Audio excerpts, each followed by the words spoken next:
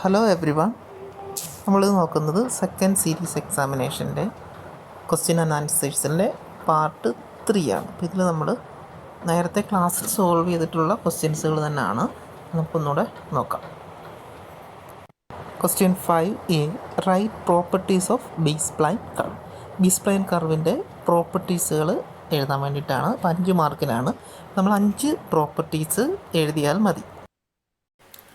Next, characteristics of B-spline curve. First one, the local control of the curve can be achieved by changing the position of a control point or points using multiple control points by placing several points at the same location or by choosing a different degree, that is k minus 1. അപ്പോൾ നമുക്ക്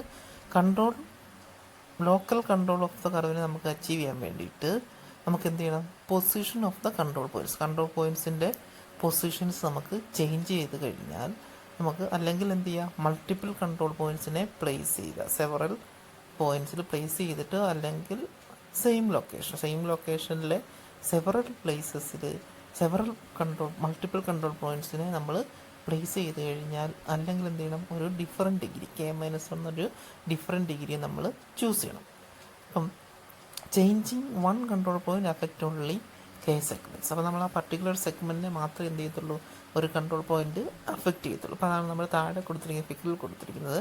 the local control four A cubic B-spline curve is moving P3 to P3 dash. അതിനകത്ത് P0, P1, P2, P3 നിന്ന് നമ്മൾ എന്ത് ചെയ്യുന്നു, P3 ഡാഷിലേക്ക് change ആയി കഴിയുമ്പോൾ ആ കർവിൻ്റെ ഷേപ്പിൽ വന്ന ചേഞ്ചസ് നിങ്ങൾക്ക് ആദ്യത്തിനകത്ത് കാണാൻ പറ്റും. ഇനി അതേപോലെ നമ്മളതിനെ P3 ഡബിൾ ഡാഷിലേക്ക് മാറ്റും. താഴത്തെ കൺട്രോൾ പോയിന്റിലേക്ക് ചേഞ്ച് ചെയ്യുമ്പം ആ കർവിൽ വന്ന ചേഞ്ചസ് നമുക്ക് കാണുന്നത്. അപ്പോൾ ആ ഒരു പർട്ടിക്കുലർ പോർഷൻ മാത്രമേ എന്ത് ചേഞ്ച് ചെയ്യുന്നുള്ളൂ. ബാക്കി ഏരിയാസിലൊന്നും കർവിനകത്ത് ചേഞ്ചസ് വരുന്നില്ല. Second, A non periodic B-spline curve passes through the first and last control points P0 and Pn1 and its tangent to the first P1 minus P0 and last Pn1 plus minus Pn segments of the control polygon similar to the Bezier curve. ഇതെന്ന് പറയുന്നത് ഒരു non periodic B-spline curve pass ചെയ്യുന്നതായിരിക്കും ഫസ്റ്റിലെയും ലാസ്റ്റിലെയും control points, അതായത് P0 and Pn1 plus. അതേപോലെ അതിൻ്റെ tangent എന്ന് പറയുന്നത് ഫസ്റ്റിൽ Pn1 പ്ലസിനും മൈനസ് Pn വരുന്ന കൺട്രോൾ പോളിഗണിന് ടാൻജൻ്റ് ആയിരിക്കും. Next third, increase the degree of the curve tightens in general the less the degree the closer the curve gets to the control points. എന്ന് പറയുമ്പോൾ നമ്മൾ ഡിഗ്രി ഓഫ് ദ കർവ് ഇതിന് tighten ആയിരിക്കും. എന്ന് പറഞ്ഞാൽ ജനറലായി പറയുകയാണെങ്കിൽ ഡിഗ്രി വളരെ കുറവാണെങ്കിൽ എന്തായിരിക്കും, ഈ കർവ് നമുക്ക് വളരെ ക്ലോസ് ആയിരിക്കും ഇതിനായിട്ട് കൺട്രോൾ പോയിൻറ്റ്സ്. അതാണ് നമ്മൾ ആ ഫിഗറിൽ കൊടുത്തത്. k=1 ആണെങ്കിൽ എന്തായിരിക്കും, 0 ഡിഗ്രി കർവ് ആയിരിക്കും നമുക്ക് കിട്ടുന്നത്. The curve then becomes the control points themselves. അപ്പോൾ എന്ത് ചെയ്യുന്നു, ഈ കർവ് കൺട്രോൾ പോയിൻറ്റ്സ് തന്നെയായിട്ട് മാറുന്ന കേസസും വരുന്നുണ്ട്. ഇനി k=2 ആണെങ്കിൽ എന്ത് വരും, the curve become A polygon segment ആയി മാറുന്നു. k2 ആകുമ്പോൾ. k3 ആവുകയാണെങ്കിൽ ക്വാഡ്രാറ്റിക്, 4 ആണെങ്കിൽ ക്യൂബിക്ക്, 6 ആണെങ്കിൽ ക്യൂണിറ്റിക്ക്. ഇതൊക്കെ നമുക്ക് ആ താഴത്തെ ഫിഗറിനകത്ത് കാണുന്നതാണ് കർവ് പോയിൻറ്റ്സിന് വേരി ചെയ്യുന്നതനുസരിച്ച്. ഫോർത്ത് പോയിന്റ് എന്ന് പറഞ്ഞാൽ second degree curve is always tangent to the mid point of all the internal polygon segment. ഒരു സെക്കൻഡ് ഡിഗ്രി കർവ് എന്ന് പറയുന്നത് നമ്മുടെ പോളിഗൺ സെഗ്മെൻറ്റിന് എന്തായിരിക്കും, ടാൻജൻറ്റ് ആയിരിക്കും. This is not in the case of other degrees. മറ്റു ഡിഗ്രീസിലില്ലാതെ തന്നെ സെക്കൻഡ് ഡിഗ്രീസിൽ മാത്രം എന്താണ് വരുന്നത്, mid point of all the internal polygon segment mid പോയിൻറ്റ്സിന് ടാൻജൻ്റ് ആയിരിക്കും എന്ന് പറയുന്നത് ഒരു സെക്കൻഡ് ഡിഗ്രി കർവ്. അത് നമുക്ക് ഫിഗറിനകത്ത് കാണാം. അതിനകത്ത് കർവ് പാസ് ചെയ്യുന്നത് സെക്കൻഡ് ഡിഗ്രി പോളിഗണിൻ്റെ മിഡ് പോയിൻ്റായിട്ട് ടാൻജൻ്റായിട്ടായിരിക്കും എന്ത് ചെയ്യുന്നത്, ഈ കർവ്സ് എല്ലാം പോയിരിക്കുന്നത്.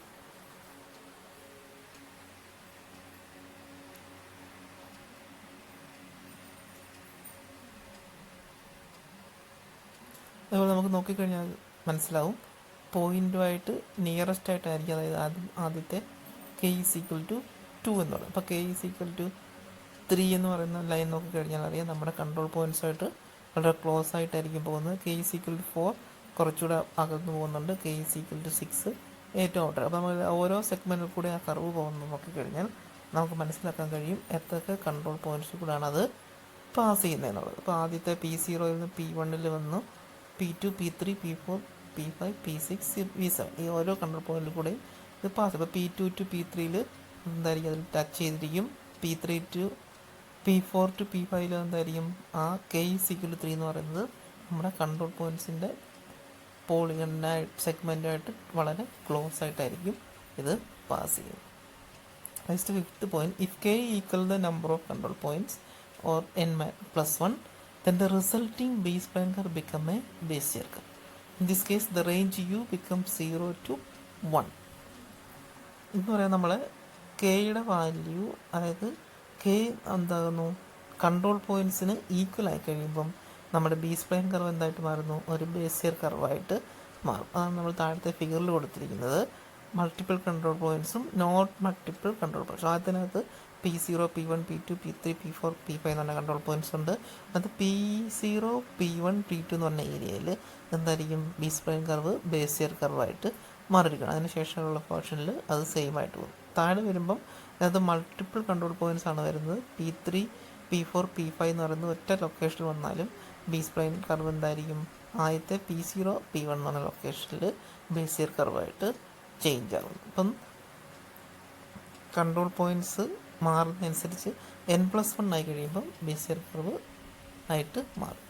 Next point, multiple control points induce regions of high curvature of B-spline curve. This is useful when creating sharp corners in the curve. ഒരു കർവ് നമുക്ക് ഷാർപ്പ് കോർണേഴ്സ് ക്രിയേറ്റ് ചെയ്യണമെങ്കിൽ എന്ത് ചെയ്യണം, മൾട്ടിപ്പിൾ കൺട്രോൾ പോയിൻറ്റ്സിനെ നമ്മൾ ഇൻക്ലൂഡ് ചെയ്യണം. This effect is equivalent to saying that the curve is pulled more towards the control points by increasing its multiplicity. Next point, increasing the degree of the curve makes it more difficult to control and to calculate accurately. Therefore, a cubic B-spline is sufficient for a large number of applications. അപ്പോൾ നമ്മൾ degree of the കർവിനെ നമ്മൾ increase ചെയ്ത് കഴിഞ്ഞാൽ നമുക്ക് ഇതിനെ control ചെയ്യാനായിട്ട് വളരെ difficulty ആയിരിക്കും. പക്ഷേ എന്തായിരിക്കും, ആൻഡ് ടു അക്യുറേറ്റ് ആയിട്ട് കാൽക്കുലേറ്റ് ചെയ്യാനും ഈ കർവിനെ കൺട്രോൾ ചെയ്യാനും നമുക്ക് ഡിഫിക്കൽട്ട് ആയിരിക്കും. അതുകൊണ്ട് നമുക്ക് എന്താണ്, ഒരു cubic B-spline is sufficient for large number of large number of ആപ്ലിക്കേഷൻസിലും നമുക്ക് എന്ത് യൂസ് ചെയ്യാം, ഒരു ക്യൂബിക് B-spline നമുക്ക് യൂസ് ചെയ്യാനായിട്ട് സാധിക്കും.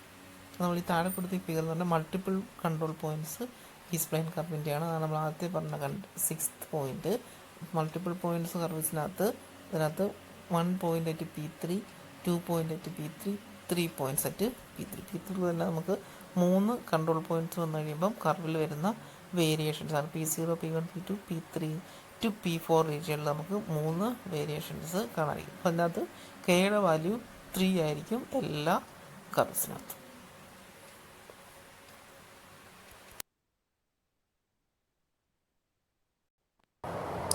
അഞ്ചാമത്തെ ക്വസ്റ്റ്യൻ്റെ B part, write properties of Bezier curves. അതും 5 മാർക്കിനാണ്. ബേസിയർ കർവ്സിൻ്റെ പ്രോപ്പർട്ടീസ് അല്ലെങ്കിൽ അതിൻ്റെ ക്യാരക്ടറിസ്റ്റിക്സ് എഴുതാൻ വേണ്ടി 5 പോയിൻറ്റ്സ് അതും എഴുതിയാൽ മതി. Characteristics of Bezier curve. The characteristics of Bezier curves are based on the properties of the Bernstein polynomials and can be summarized as follows. The first characteristics, the curve interpolates the first and last control points. Curve interpolate ചെയ്തിരിക്കുന്നതാണ് first last control points ആയിട്ടാണ്. That is it passes through P0 and Pn.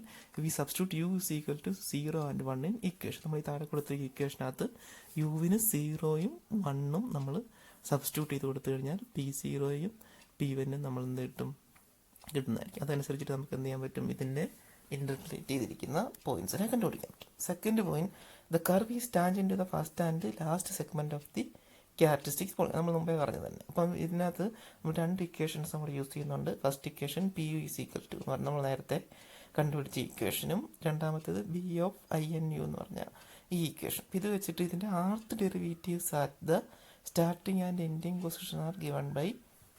അപ്പോൾ ഇതിനകത്ത് നമ്മൾ എന്ത് ചെയ്യുന്നു, ആർത്ത് ഡെറിവേറ്റീവിനെ കണ്ടുപിടിക്കുന്നു. അപ്പോൾ അതിന് ആർത്ത് ഡെറിവേറ്റീവിനെ കണ്ടുപിടിക്കാൻ നമുക്ക് കിട്ടുന്ന ഇക്വേഷനാണ് P(0)യും P(r)(1) എന്ന് പറയുന്നത്. അപ്പം P(0) is equal to n factorial divide by n minus r factorial into sigma is equal to 0 to r minus 1 raise to r minus 1 C of r, i into P ആയി നമുക്കൊരു equation കിട്ടും.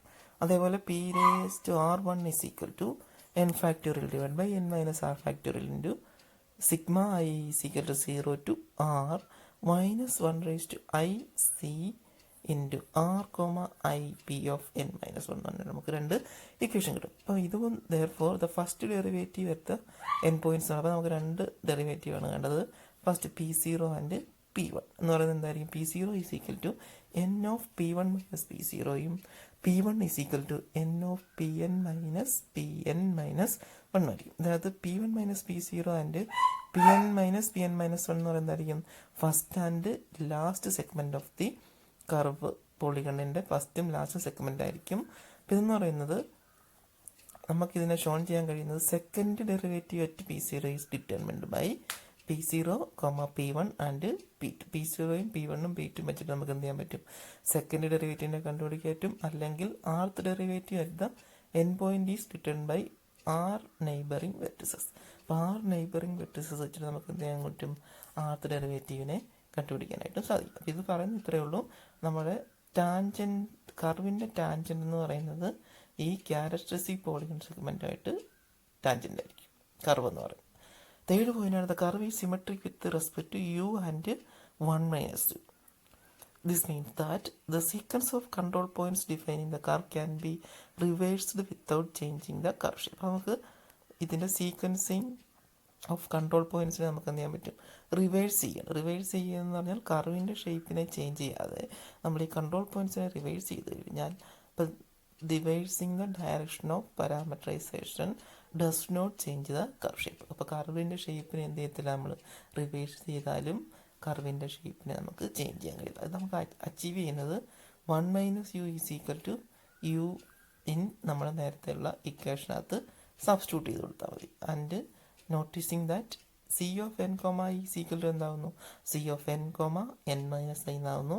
This result the fact that B of i n comma u and എന്ന് പറയുന്നത് B of n minus i of n of u are symmetric if they are plotted as functions of യുവിൻ്റെ ഫംഗ്ഷനായിട്ട് നമ്മൾ അതിനെ plot ചെയ്താൽ എന്തായിരിക്കും? അതെല്ലാം symmetric ആയിരിക്കും. Next point എന്ന് പറയുന്നത് the interpolation polynomial B of i comma n of u has a maximum value of C of n comma i by n raise to i into 1 minus i by n raise to n minus 1 occurring at u is equal to i by n. U i by n ആകുമ്പോൾ നമ്മളെ B of i comma n comma u എന്ന് പറയുന്ന ഇക്വേഷനകത്ത് maximum value കിട്ടുന്നത് ഈ equation വെച്ചിട്ടായിരിക്കും. Which can be obtained from the equation d by d u of B of i comma n is equal to 0. അപ്പോൾ B of i comma n equation നമ്മൾ with respect to യുവിൽ differentiation ചെയ്യുമ്പം നമുക്ക് എന്ത് കിട്ടും? Maximum value കിട്ടും. അപ്പോൾ ഇത് പറയുന്നതെന്ന് പറഞ്ഞാൽ control point is a most influenced on the curve ഷേപ്പാണ്. അപ്പോൾ കൺട്രോൾ പോയിന്റ്സ്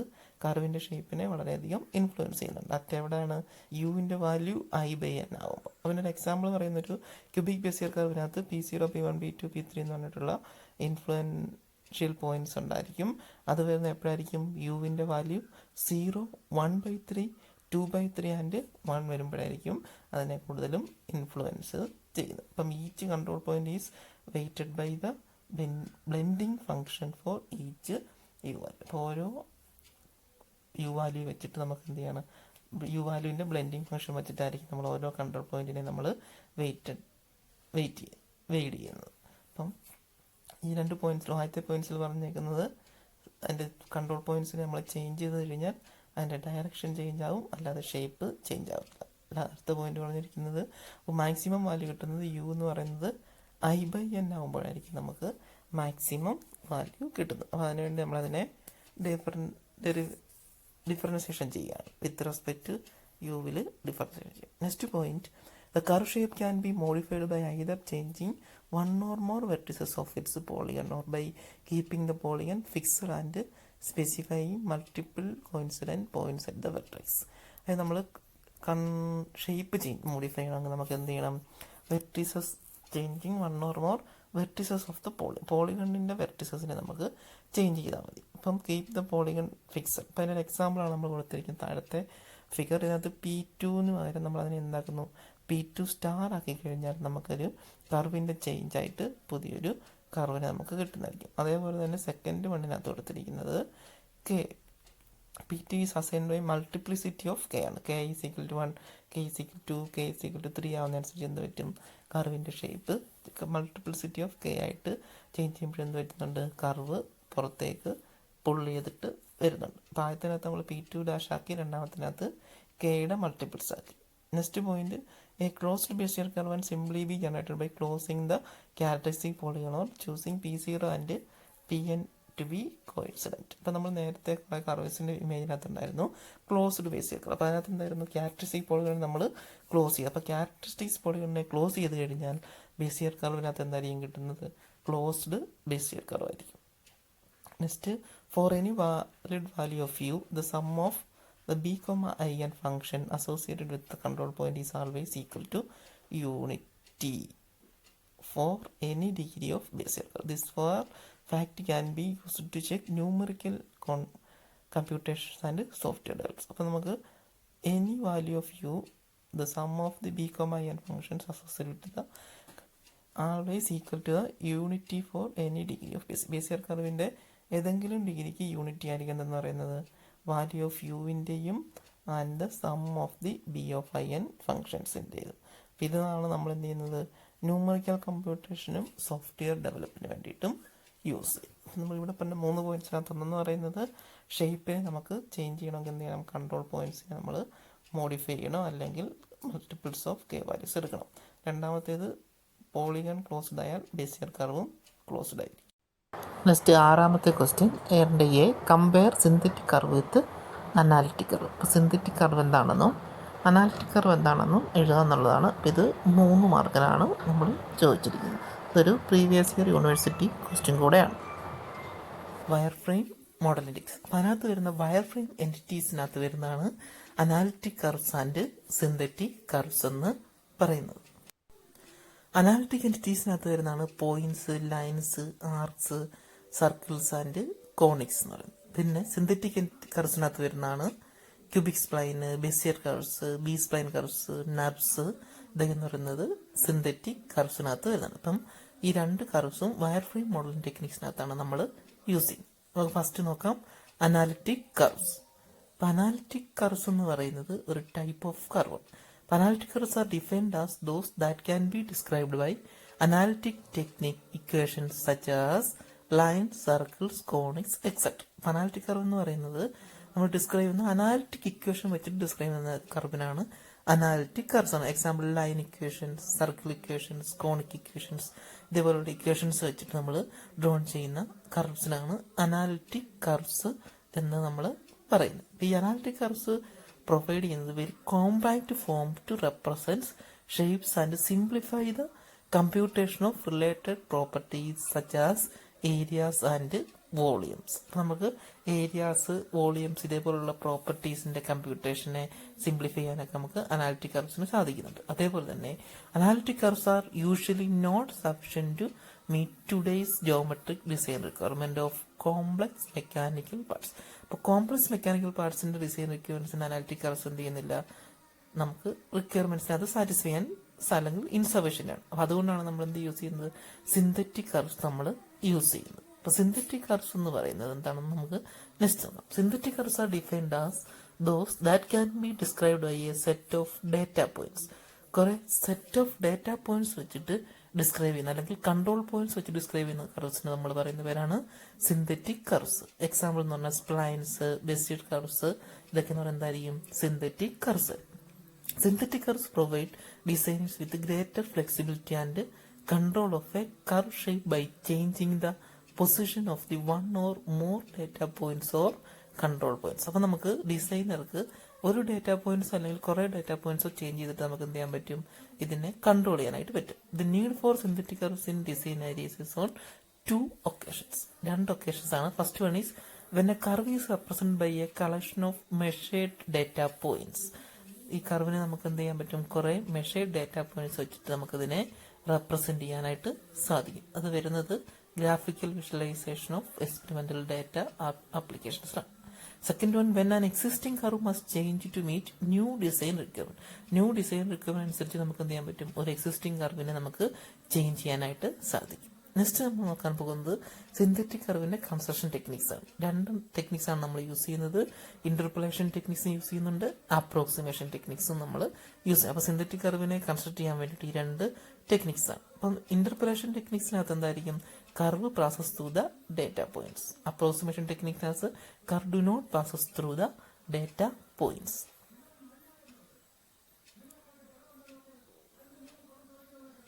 Interpolation techniques എന്ന് പറഞ്ഞാൽ എന്താണെന്ന് നമുക്ക് നോക്കാം. Interpolation techniques are curve resulting from this technique passes through the given data points, curve it is called as interpolant. നമ്മൾ ഈ താഴത്തെ ഫിഗർ നോക്കിക്കഴിഞ്ഞാൽ ഒരു ക്യൂബിക് സ്പൈൻ എക്സാമ്പിൾ ആയിട്ട് കൊടുത്തിരിക്കുകയാണ്. അത് P0, P1, P2, P3 എന്ന് പറഞ്ഞിട്ട് ഇങ്ങനെ പോയിന്റ്സ് ഉണ്ട്. അപ്പോൾ ആ പർട്ടിക്കുലർ പോയിന്റ്സ് കൂടെ ആയിരിക്കും എന്ത് ചെയ്തിരിക്കുന്നത്, കർവ് പോയിരിക്കുന്നത്. ഇനി അപ്രോക്സിമേഷൻ ടെക്നീക്സിനകത്തെന്ന് പറയുമ്പോൾ നമുക്കിനകത്ത് നോക്കിക്കഴിഞ്ഞാൽ produce curves that do not pass through the given data points. Figure നോക്കിക്കഴിഞ്ഞാൽ അറിയാം, ബെസിയർ കർവ്സിന്റെ ഒരു എക്സാമ്പിൾ ആണ് P0, P1, P2 and P3 തന്നെ പോയിന്റ്സ് ഉണ്ടെങ്കിലും കർവ് എന്തല്ല ആ പോയിന്റ്സിൽ കൂടെ അല്ല നമ്മൾ പോയിരിക്കുന്നത്. അതേ പോയിന്റ്സിനെ നമ്മൾ ചേഞ്ച് ചെയ്ത് കഴിഞ്ഞാൽ എന്ത് പറ്റും, നമുക്കൊരു റിസൾട്ടന്റ് കർവ് കിട്ടുന്നതാണ് അതിന്റെ സെക്കൻഡ് ഫിഗറിൽ കൊടുത്തിരിക്കുന്നത്. അപ്പോൾ അപ്രോക്സിമേഷൻ ടെക്നിക്കാണ് നമ്മൾ എന്തിനകത്ത് ചെയ്യുന്നത്, മോസ്റ്റ് ആയിട്ട് നമ്മൾ പ്രിഫർ ചെയ്യുന്നത്. എന്തുകൊണ്ടെന്നാൽ added flexibility and additional initiative feel provide by the approximate technique വെച്ച് നമുക്ക് വളരെയധികം ഫ്ലെക്സിബിലിറ്റി ആണ്. കാരണം നമുക്ക് പോയിന്റ്സിനെ ചേഞ്ച് ചെയ്ത് കഴിഞ്ഞാൽ കർവിന്റെ ഷേപ്പിനെ നമുക്ക് ചേഞ്ച് ചെയ്യാനായിട്ട് സാധിക്കുന്നതുകൊണ്ട്.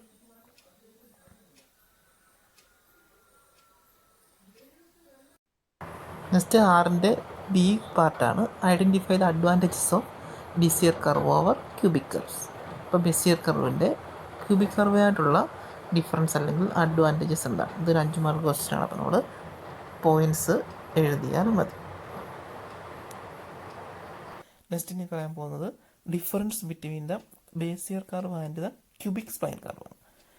First one, its defining points control the shape of the Bezier curve. It allows relationship between the input and output parameters.